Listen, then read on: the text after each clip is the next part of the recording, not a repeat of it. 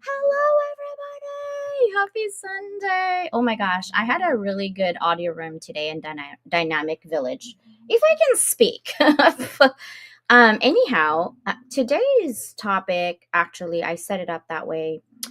Um, the reason being is that I wanted to help others, right? Including myself, really, on how do we keep up with our emotions. At the end of the day, it has a lot to do with a lot of things, financial worry, also the anticipation of a new year, and while your people are reflecting on what's happening in their life in the new year, you feel like when you list your accomplishment this year, you're like, oh, you can't help yourself but compare to others, even though you know you're not supposed to compare, but we're human. So what do? We compare. We're not supposed to. So stop doing that. Okay? You know what you should do is compare yourself to yourself. Meaning last year, what did you do last year that you improved this year? Even if you improve one thing, really one thing, maybe even attitude adjustment, that actually will open up more opportunities for you. There are studies after studies after studies out there that tells you, right, that you are going to open more doors and opportunities and get more money and, level up per se. And there's another study, I forgot who created it. I should stop talking about studies without reference. I hate that with my students, but tonight I do not have that reference. But there is a study out there that people, especially when you're selling a product or a service, people who actually wears makeup, get this, I was laughing from ear to ear. People who actually wears makeup, I'm talking about men and women. Men can also put concealer when you have dark circle, right? You can put concealer on that thing, okay? And metrosexuals, meaning like a man who really takes care of themselves, have groom, good hygiene, cuts their hair, don't look like a slob, really takes care of themselves, actually make more money. I think they said 43% more than people who don't. I was like, what? It's so crazy. So I love that stat. So for all of you all saying, CJ, why do you wear so much makeup? Now you know. Now you know. Look at, I'm so pink today. Yes, my twin today's coming up soon. Yeah. Anyhow, honestly, guys, this is some serious. I know people are like, I don't like lecture. I don't know what to tell you. This is my way of giving back is through lectures, and lectures doesn't have to be boring. We gotta get out of that mindset.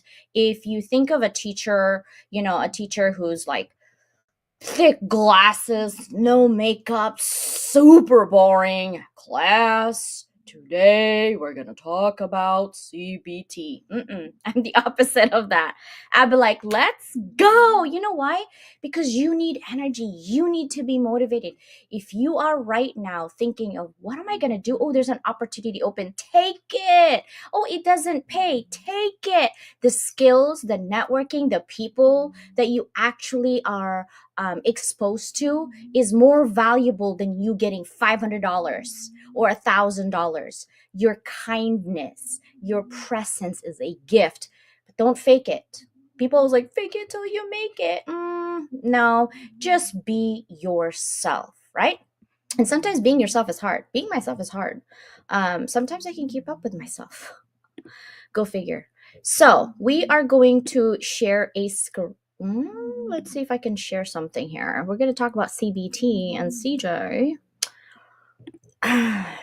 Yeah, let's see if I can do this, guys.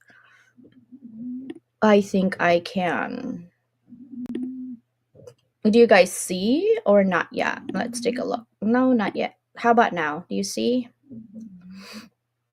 Okay, so this is CBT. Let's see if I can actually delete myself. Yeah, there it is. So we're gonna talk about CBT tonight. Let me see, make sure I'm still there. Okay, so this is called Level Up Academy by Dr. Constance Leland. I am an applied doctor. I'm an applied researcher, meaning I don't go live in theory.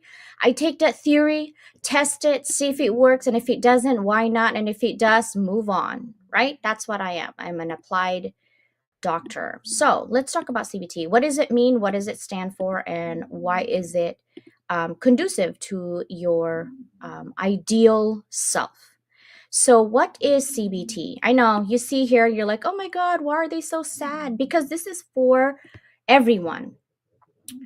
Cognitive behavior therapy. So, if you have ADHD, if you have depression, you have anxiety, you have panic attack, you have IBS, you have all of these issues, PTSD, even, your psychiatrist, okay, the difference between psychologist and psychiatrist is psychiatry can treat you with medicine. They can write you to something to take because sometimes you can't just go with therapy. It is a chemical imbalance in our brain that we have no control over that needs to balance out. And in order for it to be balanced out, you got to take some type of medicine so that it basically helps you. Now, the medicine is only 50%. So people like, oh, I took medicine for depression. I'm good. And then you're like, why the heck am I still sad? What is wrong with me? Right? And you feel all alone some more. Well, guess what? Because you need therapy. And that 50% is the therapy. But I like to challenge myself and not take medicine because I've taken so many medicines for pains, for scoliosis, for migraines, for everything else. I don't want to take anymore. So I went to go and figured out what is the best next thing for them. I know, look at that brain. This is your brain when you're sad, guys. It's literally crying, but it's deciding, okay? Cognitive behavior therapy is a structured, evidence based form of psychotherapy. It combines cognitive and behavioral techniques so you can address your mental health issues. It emerged from two primary movements in psychology. So I'm going to give you a little bit of history. The behavioral therapy was back in 1910 and 1950s. It's rooted in the work of Ivan Pavlov. He's a classical conditioning type of psychologist, right? And then John Watson was more the behaviorism. B.F. Skinner is the operant conditioning. Actually, I think they started this on military as well. Now, they focus on observable behaviors and how they can be modified through conditioning. Think about the military people. They break you like nobody's business when you go in so that they can be washed out of bad habits, and then they build you up so you can be like really strong and resolute and mind over matter at all times, right? Because of that. So this is kind of like that basic needs of Maslow kind of embedded in there. Now, the cognitive therapy was back in the 60s, developed by Aaron T. Beck. He observed that individuals with depression often experience automatic negative thoughts. ANT, it's called the ANT therapy, which I'm going to give you one tonight to research and also really dig deep into it, right? Now, Beck emphasized that identifying and challenging these thoughts to change feelings and behaviors can help with your depression. So then in the 70s, the two approach merge, right, into what is known today as CBT. They were separate before. They emphasized the interplay between thoughts, emotions, and behaviors. So then Albert Ellis, the rational emotive behavior therapist, REBT, it's a precursor to CBT. He basically influenced this development to keep moving forward. Now, the key principles of CBT are four things: cognitive model, right? It means that your thoughts, what you put in your head and your brain, influence your feelings, which then influence your behavior. Okay. Now, active collaboration. That means the therapist and the client, which is you and me, work together to identify and change problematic thoughts and behaviors that we get. When we think about something negative, we then feel sad. When we feel sad, what is the action that we do? We seclude ourselves and we feel bad and we have a petty party, right? So structured sessions focus on those specific goals is guided by an agenda. And the agenda is to get your brain flowing that it is normal to be sad, but what is not normal is to continuously be sad. And your action reflects on your thoughts and feelings, right? So skill development teaches practical skills like problem solving, relaxation techniques, and cognitive restructuring. So let's talk about just the use of CBT today. Now, CBT is widely recognized as a gold standard, okay? Treatment for many mental health conditions and it's used in various settings. I've done individual therapy. I have not done group therapy. I'm not very good at sharing groups, but lately I've been sharing a lot. I was like, wow, I'm getting comfortable sharing this nonsense that I've been putting on my chest for a long time. And CJ, you're not embarrassed? Then I questioned myself, what is wrong with you? What happened to you? Why are you not embarrassed anymore? Because I don't give an F anymore at that point. It's like, okay, it's there, it's out there, right? But the conditions that CBT is used is depression, anxiety disorders like GAD, general anxiety disorder, panic disorder, social anxiety, PTSD, post-traumatic stress disorder, obsessive compulsive disorder, OCD. We use that loosely, like, oh my gosh, I'm OCD today, blah blah blah. But there are people out there that's debilitating, guys. It is not fun. Okay, I've seen people like that. There's also the behavioral issues like phobias. I have phobia of clown. I want to murder every time I see a clown. So if you use clown next to me, I might hit you. I just want you to know during Halloween, my husband will avoid clowns, but lately he's been, what the nerves? He's been buying clown stuff. I was like, you better hide that or I'll burn it in the backyard. But he's like, it's okay. I'm testing your CBT. If your CBT works for this clown, I'm like, I need to get put down for this nonsense. But there's substance use disorders, chronic conditions like insomnia. That means you're not sleeping. Chronic pain, IBS. These are just some conditions treated by CBT. So the adaptation and modern application today is called digital and telehealth CBT. You can literally talk to anybody doing online therapy, which I have done. There's also mobile apps like BetterHelp, Talkspace, Mood Gym, right? The benefits is today that we have is accessibility, the flexibility of however, and then the lower cost. It doesn't cost as much anymore. The second one is trauma focused CBT. It's called TFCBT. This is tailored for children and adolescents with trauma related disorders, right? Something big happened in their life and the kid is just not going to school, just recluse, didn't want to do anything, didn't want to play. These are called CBT for TFCBT. Acceptance and commitment therapy, it's called ACT. And then a mindfulness based evolution of CBT. It focuses on values and acceptance. And then we have cognitive processing therapy. There's a specialized form of PTSD treatment. And there's a third wave CBT where it integrates mindfulness and dialectical behavior therapy.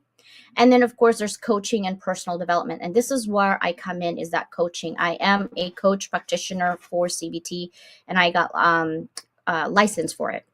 And CBT techniques are applied in life coaching, workplace performance, and of course enhancement. So how do we use this in our life today? Evidence based, which is extensive research, supports its efficacy across diverse population. What does that mean, CJ? What does that mean? It means that research after research after research, by the way, research costs a lot of money, okay? And it also depends on who does the research. That's why I like NIH. It's because they're not really paid by anybody. They have their own research people to research what is the research out there that's good with citations, that's credible source, right? Not just from your neighbor, but actually your neighbor who is a researcher. And basically, it says that if you have some type of CBT type of tools and whatever your intentions of using it for, the likelihood of you doing well of your intentions is highly likely to happen. That's number one. The short term typically involves 12 to 20 sessions, making it cost effective because some of the CBT sessions back then, you could take 5 years before you feel good, right? In today's world, because of a lot of technology, 12 to 20 sessions actually get you where you're at. And it took me, I don't know how many hours to get my certification, but like months. I had to practice it on myself. I had to practice it on my best friend here, physical. And it's skills oriented. It empowers you as a person to manage your mental health independently because we don't want to be dependent on our psychiatrists. We don't want to be dependent on people. We want to have those tools. And that's why I love to have this discussion because I want each and every one of you that when you feel lonely, it's normal, but not stay there, right? Customizable. It can be tailored to various cultural age and clinical needs. So, example for CBT depression, guys. Okay, this is how it works. First, you got to identify your negative thoughts. This is called cognitive distortion. It doesn't help that I'm already overly dramatic anyway. So, on my predisposition to like, I have pain in my stomach, let's say, for example, the thing that's going through my head is like, man, my cancer is back. That's literally dramatic, right? It went from zero to hero in my head. The step that you need to do is you recognize your automatic negative thoughts. What's the first thing that I said? I have a pain in my stomach. And then the next thing I said, I have cancer, right? This is an example right here for fuel of depression. I'm a failure. Nothing will ever get me better. Ugh, what's the point of even trying? Have you ever said that to yourself, right? Here's the goal. Understand how these thoughts are distorted. It's not even real. It's exaggerated and it is unhelpful for you. Number two, challenge your negative thoughts. Question the accuracy of these thoughts with evidence. What's the proof that I'm actually getting cancer if I'm not even going to the doctor to get checked? Or what's the proof of that I'm a failure? Am I really a failure? What's failure looks like to you guys? I haven't seen failure yet. If you're homeless and you think, oh, they're a failure, no. They just haven't figured out themselves how to get there. I've seen a lot of homeless students that got their degree and move on with their life. They're not a failure. They haven't overcome those life difficulties yet. But if you put yourself in that category where you're like, I'm a failure, I'm going to give up, then you are, because that's what it looks like to you. But what does failure look like? Is giving up. That's what it looks like. What is the goal? Replace those negative thoughts with more realistic, balanced ones. You know what? I don't feel good today. I feel like crap. I'm just going to breathe, dance it off, dress up, put lipstick on, and hello, California, right? I mean, that's how you have to look at it. Or call me, or dance with me, or karaoke, or go to our Zoom sisters, right? I won't let you be in that space. It's not going to be good for you. The third one is behavioral activation. Schedule okay? You need to schedule small, enjoyable activities to counteract this inactivity and withdrawal. When you feel depressed, you don't want to do anything. Some people clean a lot. Some people do makeup. Some people try to work, and 5 hours later, nothing got done. You know why? You're scrolling on TikTok, you're on Instagram, you're on LinkedIn, you're on Audio Room, you're calling your sister. 5 hours, you're like, F. I didn't do crap today. You know why? You haven't had behavioral activation. You need to schedule a small, enjoyable activities for yourself. That could mean eating ice cream. That could mean looking at Instagram that's funny videos. I don't care. Meeting a friend, pursuing a hobby. Heck, get a hobby. Not a hobby. not a husband, just a hobby, okay? Because that could get you in trouble too. Oh my gosh, I'm just saying. Did I just say that? Yes, I did. Anyhow, the goal is to break the cycle of depression by fostering positive experiences and feelings of accomplishment. The fourth one is restructure those core beliefs, guys. Identify and address deep seated negative beliefs about yourself, about others, or the world. I'm not good enough. This is so common. Why are you not good enough? Who's telling you you're not good enough? Fire them. Fire them. Right? The goal is to develop healthier, more adaptive beliefs over time. It's okay if you talk to yourself. It's okay if there's three CJs in my head. Actually, I have five. But anyway, right? I fire one of the CJs when she goes down to the hill, like, oh my gosh, I'm having a pity party today. Like, you're fired. Bye. Right? Develop coping strategies. I don't really like doing coping strategies because coping strategies you don't thrive. Coping strategies get you neutralized, meaning it's on that neutral zone. That's what the coping strategies are for. Do not stop there when you find your coping strategies. Keep going. But you need to learn practical tools like relaxation techniques. I do yoga, I do meditation, right? And mindfulness. What does that mean? What does mindful mean? Meaning reflect on what you're saying, reflect on what you're doing, right? Don't be teaching mindfulness and you're the most unmindful person ever. I know some of you are like that. You're getting on my nerves lately. But anyway, we're not talking about that, are we? Okay. Problem solving skills to manage stress and prevent relapse, right? Equip yourself with lifelong skills to handle your future challenges. Sometimes you can't do it alone. That's why collaboration over competition is the best place to go. So, CBT works by breaking those vicious cycle of depression, negative thoughts, negative feelings, negative behaviors. By addressing those thoughts and behaviors, it empowers you to feel better and regain control of your life. That is the strategy. Here's the don't, guys. This is a long list, but this is just for me that I use. Don't mind read. Oh my God, CJ is not talking to me. She hates me. Stop. CJ's busy. CJ can't even go to the bathroom without anybody following me in the bathroom. Okay? Don't mind read. Don't fortune tell. Oh, well, in the past, she did this, so in the future, it's going to be. Stop. Live by today. Compare and despair. Oh my gosh, I can never do what she does. She just does it so. Stop. Right? Overgeneralize. I do that, by the way. Because of these people are like this. I do this all the time. Stop, guys, especially on yourself. How about guilty thinking? If I go out, somebody told me this. If I go out, I feel so bad because then I could have been doing something instead of going out. Dude, look pretty, you feel good, strut that stuff, honey. Go with the wind, right? Gone with the wind. I say go with the wind. Stop guilty thinking. Magnification over minimization. Sometimes we minimize things that we're supposed to magnify, but we magnify things that we're supposed to minimize, right? It's not that bad. You complain, you got two hands, two legs, you have eyes, you got mouth, you can still hear. You can hear me now, right? Stop, be grateful. And stop blaming yourself for everything. Jesus. It's like when you take accountability to the next level and you just blame everything wrong from everybody to yourself. Why? And stop apologizing for people's behaviors. If they don't make you feel good and if you cross that boundaries on somebody, apologize once and move on. Don't keep apologizing because then at that point, it's not even good for your mental health, right? If someone crosses your boundaries and makes you feel bad, you don't need to respond or react or anything. Just breathe and dance it away and start singing, let it go, can't hold it back anymore. I know I'm on your ears. That's my jingle for sure. And for something you didn't do, stop. Right now, here's ant therapy. I'm gonna actually stop this conversation here. Here is ant therapy. I want you guys to click on that, and when you click on that, they will have a reading really on how ant therapy is working. Every time you have a thought, your brain releases chemicals.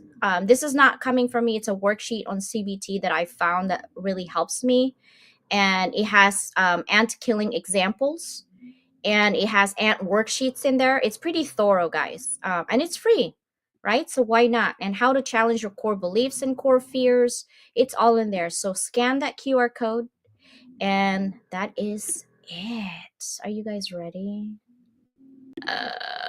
Oh, boy. Ooh, ooh, ooh, ooh, ooh, ooh, ooh. Look at us. Yeah. We have the same hair. Dude, I need my black glass. Oh, you know what? It broke. I sat my fat, you know what, sat on my glasses. So I don't have black glasses. No. Sister, how are you doing today? I'm doing good. I'll just have my You know, white glasses. creating videos today. So yeah, 2000. Ah, that was cool. 1000. Yeah. Oh, 41 messages. Jesus. Michelle, super excited. My Zoom just ended. Perfect timing. Sister, thank you so much for being here. I appreciate you. And Ollie, thank you for being here as well. CBT, CJ boundaries. Yeah, I have a lot of CJ boundaries. Let me tell you, it's like you know when you're eating and someone like my daughter does that when I'm eating, or my husband, like they stick their finger and I like literally like whack, and they're like, God, that hurts. I'm like, well, then you shouldn't be touching my stuff. Stop exactly. touching my food. Stop it. But I am unfair because I do finger their foods. I'm just saying, They like. don't fight back. I know, right? It's like, that's your fault. OMG. So, sister, we have cognitive behavior therapy. Have you had it before? Hello, Nope. Dilwar. What do you think? I mean, it all makes sense, and I've heard of a lot of those people that you listed out there. Oh, the ones that are getting on my nerves? No, no, no. Harry and Pavlov. Oh, okay. I'm like, I thought that one that's No, getting no, on. no, no, no. It's like the Pavlov and his dogs and Harry Stack. And Yeah, so they have, so here's the thing that, right?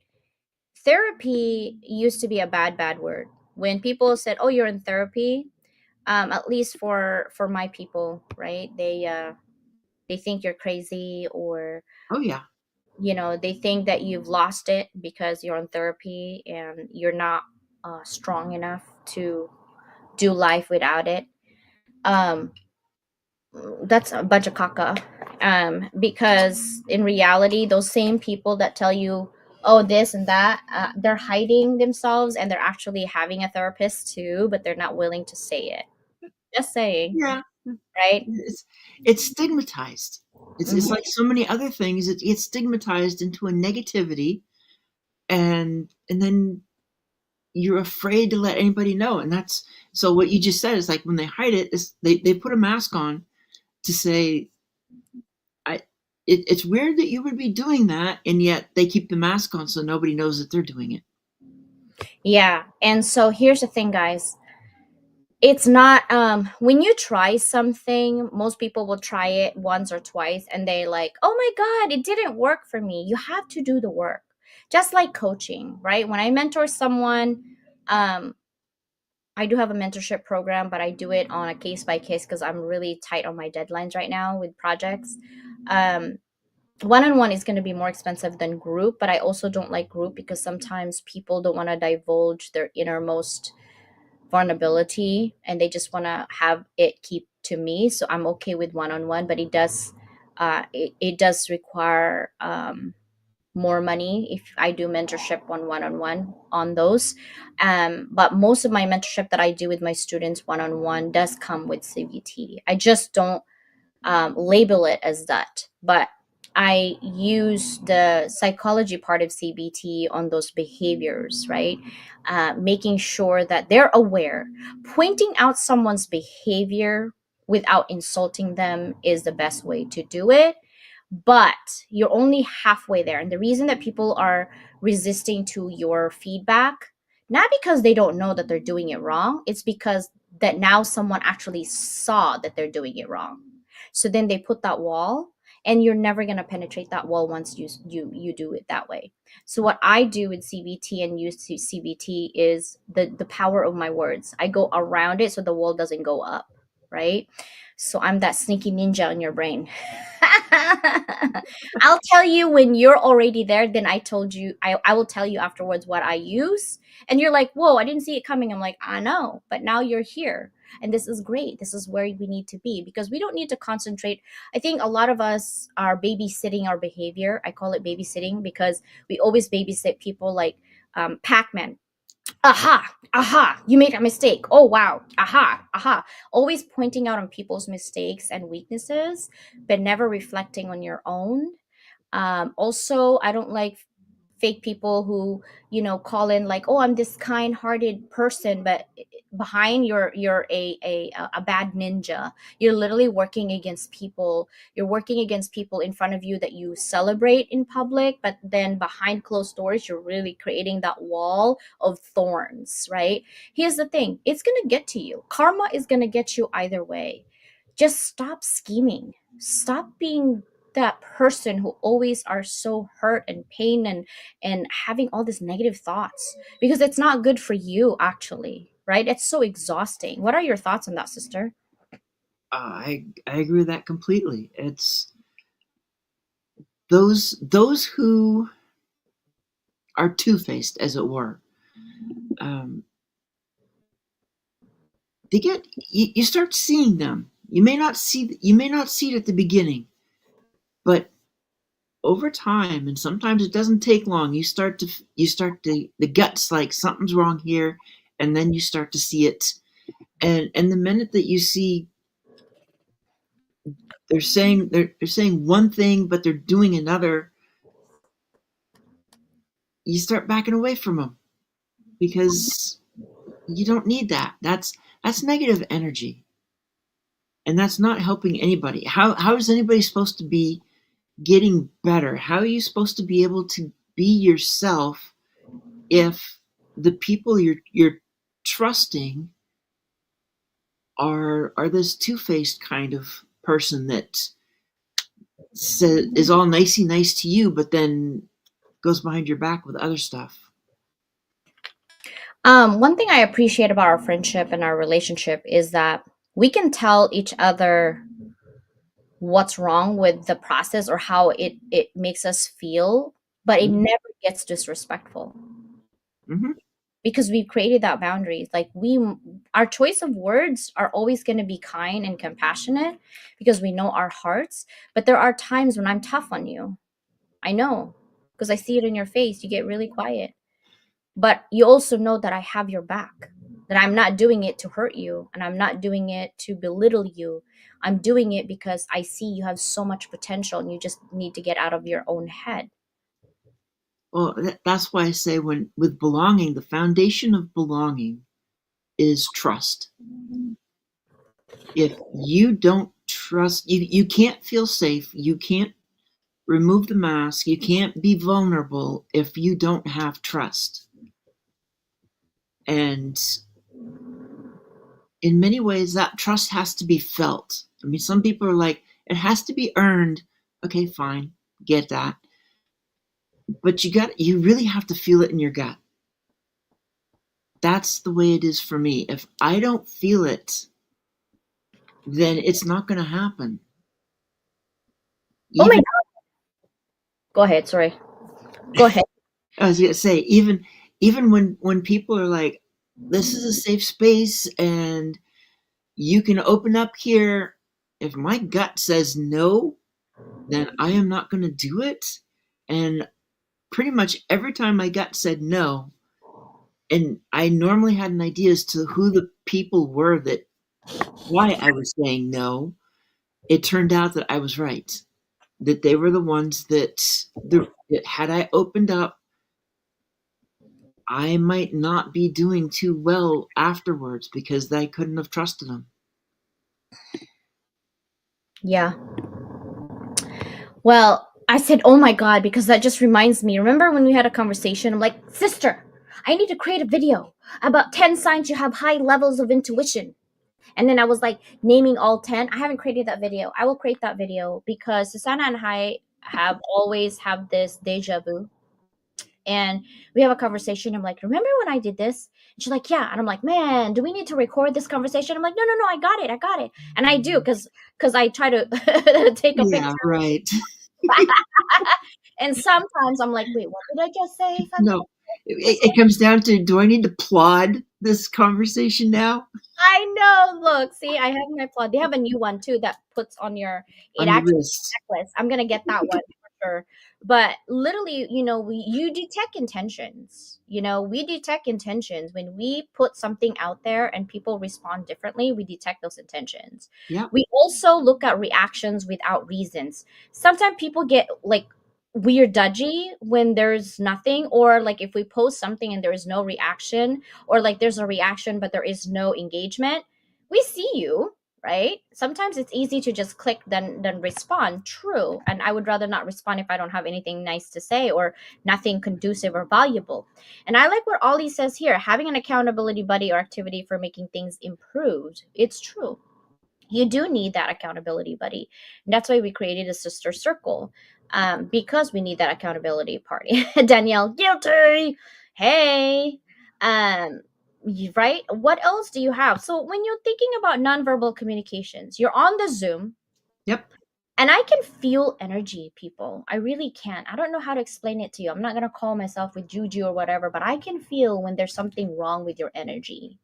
And it's especially if it's not for me, but you're in my space. I can feel that, right? And that magic solutions that I have is based on your nonverbal cues. It's based on your energy that you give me. It's based on how you interact. I can see when you're being fake too, right? We see that a lot, Yep. being fake because they just want to be in our circle. The problem is we repel fakeness. We let you in a little bit on that circle just to see if it's your true self or you're trying to fit in. Because a lot of us are trying to find our ways on belonging and find our ways on a group that you belong. And even if you're in HOB and you don't feel like you're part of the group, it's okay, right? Because not everybody in that group is going to be 100% for you. But just know that they're in that group for a reason. They're already filtered in, but they might be only good for somebody else. It's okay. Just like your type, right? You have a different type of people that you're attracted to, but that doesn't mean you can't be friends. You just can be friends with other people. It's okay, right?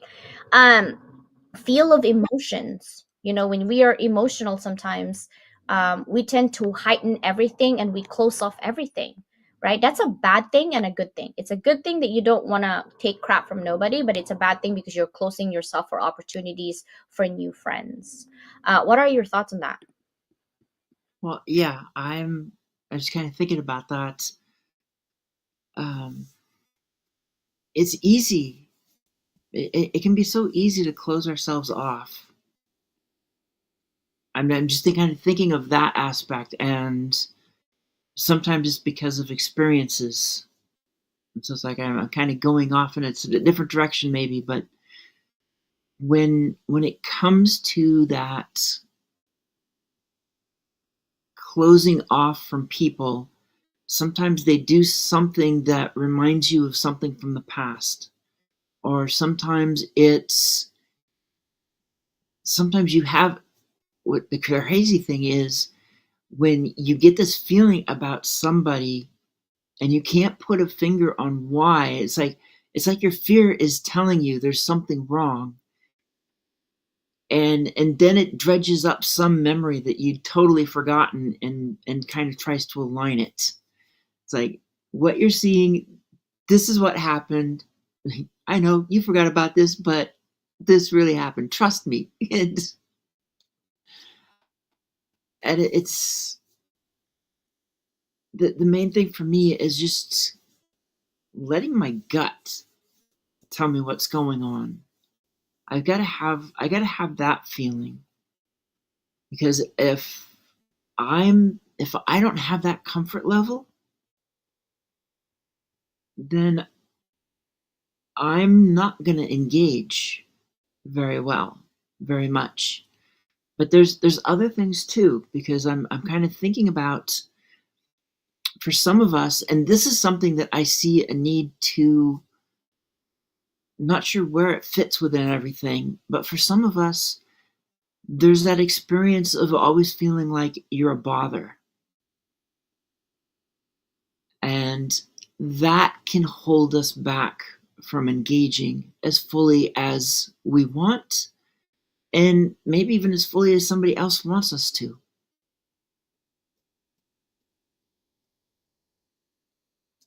I know because sometimes our past trauma kicks in.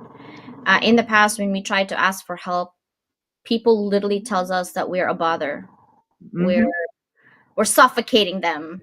We're where it's like, wait, hold on, I have other things, I will get to it, or I'll get to you in a couple minutes, and then a couple minutes come and never, and you're like, okay, I'm never going to ask that question. I'm never going to ask help from this person because it's just not conducive. And then you're like, okay, you've met another friend, and then it happens again, you're like, yeah, it's not them, it's me.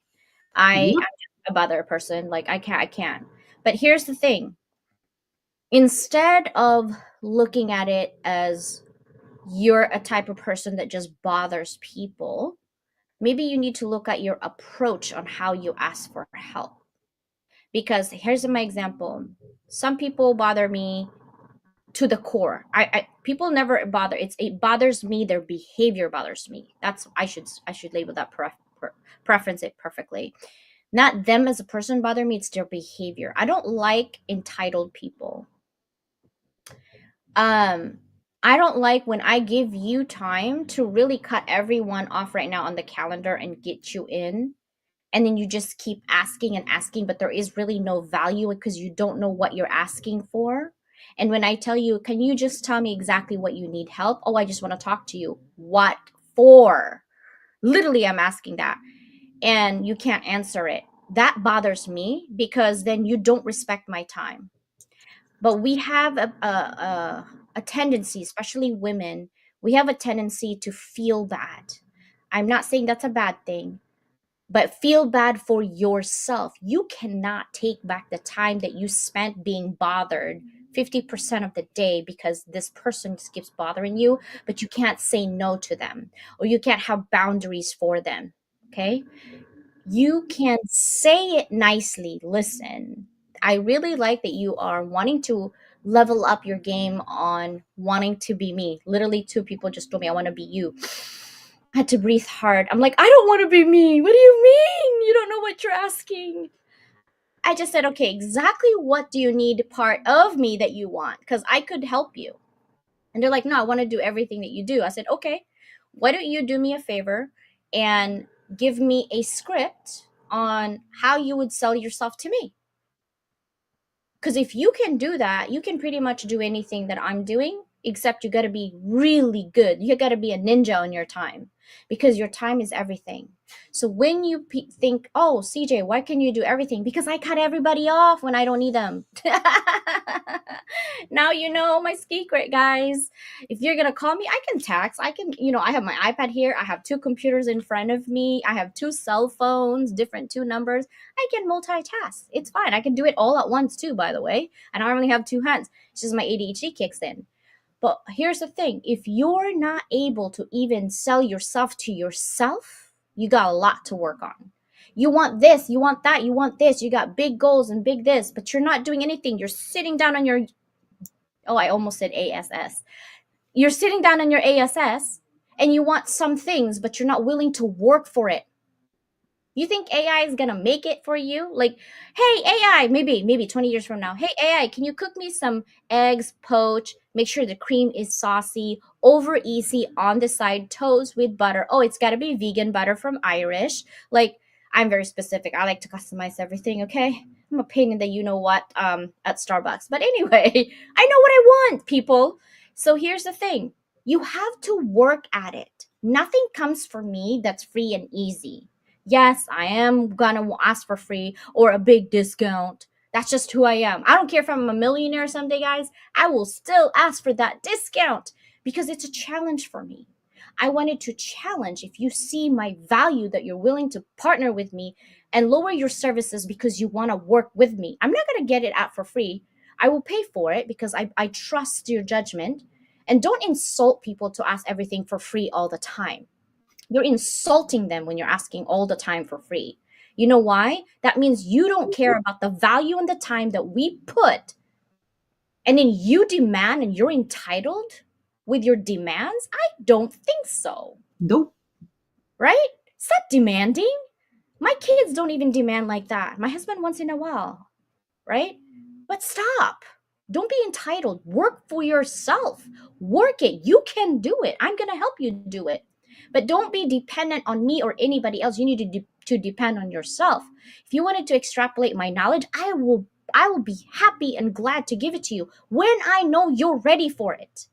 Right? Everyone wants to extrapolate everybody's knowledge, pay $100,000 for coaching, blah blah blah, and then you end up with nothing still, and you're just losing a lot of money. You know why?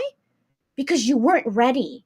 Your vision and your goal is so up high, but you're not willing to work for it. You just want to buy to it.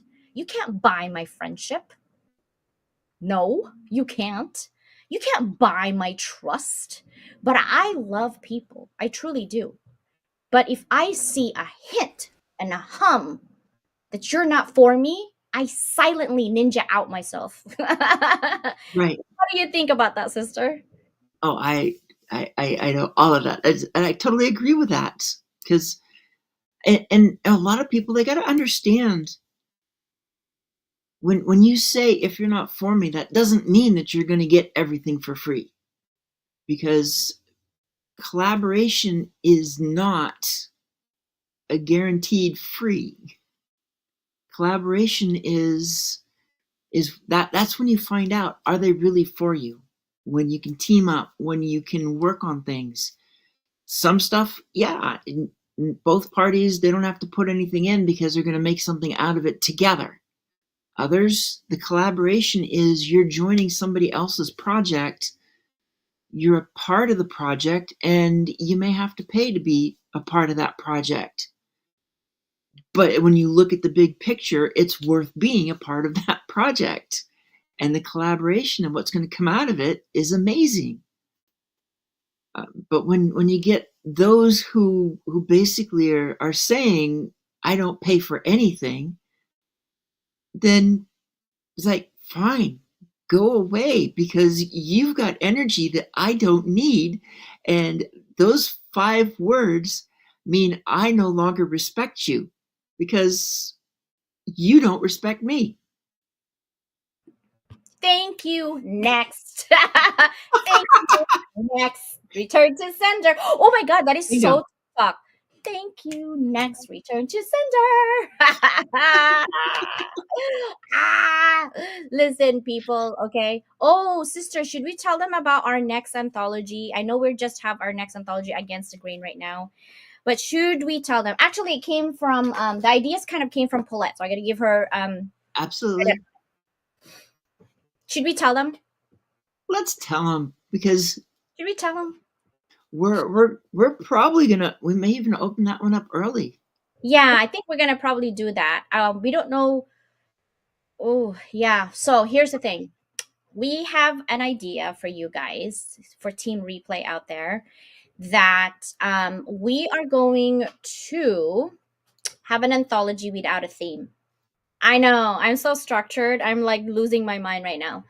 But I like the idea that Paulette kind of presented, and I'm molding it, and Susanna's molding it to where we're comfortable, because this could get dangerous. Yes, very Right? much. So here's the thing. You have a story to tell, but you don't, like, all of these anthologies that you've seen, and I've never seen an anthology. So if someone does this, we're the OG. Stop your copyright nonsense, people. Get your own Exactly. brain. Okay. So we're gonna do an anthology where it's gonna be in February. But I think we're gonna open it up maybe with a discounted, really heavy discounted for 2024. We're gonna do it throughout until the end of the year, really.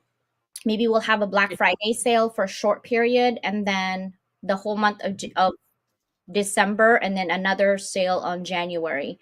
But as the end of this year, it's going to go back up to our normal $500. But for Black Friday and for December, we might lower it, discounted it rate. But here's the deal. I think we want 2,000 words, not 3,000 on this one, and we want your story, whatever story you want, so long as it doesn't have any explicit crap on it, because I will not take that. That's still a business. Also, there's no words that are demeaning to others.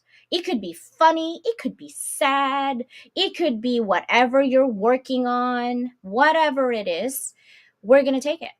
So, for example, a story could be one story, obviously, for 2,000 words. I'd be like, hey, you know what? You should be telling the one time my daughter, okay, Angelina, I think she was 5 at that time, and Bella was probably 2, and we were going on vacation, and she loves pets, and we had a ferret, guys. We had ferrets. They're so stinky, oh my god, but they're so cute, and they're thief. All my MAC lipsticks gone, they're thieving it somewhere else.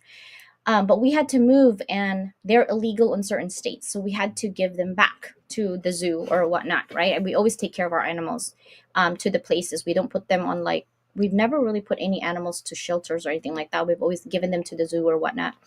Anyhow, so Angelina cried because we call our ferrets Mr. Teddy and Miss Kitty because they look like teddy bears and kitty. And it's so weird because Rocket had a ferret stamp on both faces. It's so weird. And I looked at it, it looks like our ferrets. Anyway, different story. So I had to like compromise with her emotions at that point and said, okay, we're gonna have a goldfish. You can have a goldfish if you want, and that's gonna be your pet, and we can move with a goldfish everywhere. We don't have to give it up. And so she settled for that. She had it for about 6 months, and we had to go on vacation. Well, before we go on vacation, the goldfish um, kind of like floated up and died. And I promised Angelina, she has this. And she's very emotional at that point, very emotional state. And we moved from state to state, my kids. So I said, okay, I will have to bury this goldfish and get another one. So she went to school. She's like crying. Oh my god, she's dying. I'm like, no, no, no, she's sleeping, sweetie. And so as soon as she went to school, went to go find a Petco and get another one. And she came back, she's like, oh, you're right, mom. They do sleep upside down. She told her teachers, like, my goldfish is weird. They sleep upside down. When I went to school, she was sleeping upside down, and I came back, she was floating normal, but she didn't know that I exchanged it. So those stories are fun. It's something you want to share because you want to be an author of a book. And literally, this is your authorship. It's not about any theme, it's not about us, it's about you and whatever story you want to share. So that is our next anthology for next year, guys. Your own story, whatever story that you want, so long as it's not explicit, so long as there's no sexual stuff in there. 2,000 words we're gonna take, and as we progress towards the February 1st is our first writing, and it comes out in March. As soon as January hits, the price goes back up to 500, and if you're a repeat authors, obviously it's 400. But for Black Friday, Susanna and I are gonna put it together, and then there's a different huge sale right now for us in Black Friday. And then December, we're also going to put it on sale, but obviously a little bit higher than Black Friday. And then January back to the normal $500. So that's all we wanted to tell you. Anything you want to add on that, sister? Oh, it's gonna be fun, and of course remember too that we have a limit of how many people we can take for Yeah. the anthologies, because it's gonna have a limit of people. It's just like the anthology in a box. We have numbers and limits on those as well. Somebody wants to do their own anthology, they want us to do it for them, then yeah, we've got a minimum and a maximum. Yeah, minimum is 1,000 words and maximum is 2,000. Usually we have 3,000, but we want to put as many people as possible on this one because this is our brand new launch of our anthology. And I'm sure people will copy it. Oh, I hate people when they copy and they're not original. But you know how we do. It's okay. But because ours comes with a TV and every amplification you can get, so that is actually our big differentiator. And of course, you got us. Hello, but it's your own story. We're not going to tell you what theme. There's no theme. There's no nothing. But we will edit it. And we don't want AI stuff, guys. Okay, try not to do AI because it's just not a good look. You need to use Nope. your own. But we definitely want your story. So watch out for those. Share as much as possible. And it's the same thing. If you get 4 people in, you get in for free. That's always been our rule. So if you bring in 4 people, you can get in for free. Any story. I want funny story. I want sad story. I want drama story. I want horror story. I want all your stories. Oh my gosh, Exactly. I'm a And sucker. time flies, doesn't it? Yeah. Bye everybody. We are over 2 minutes already. We will see you on Wednesday and then with John Kessler and Thursday with our book. And I'm actually adding somebody who's not on the book on Thursday because she's a great supporter. Keep supporting, guys. Love you, everybody. Bye. Bye.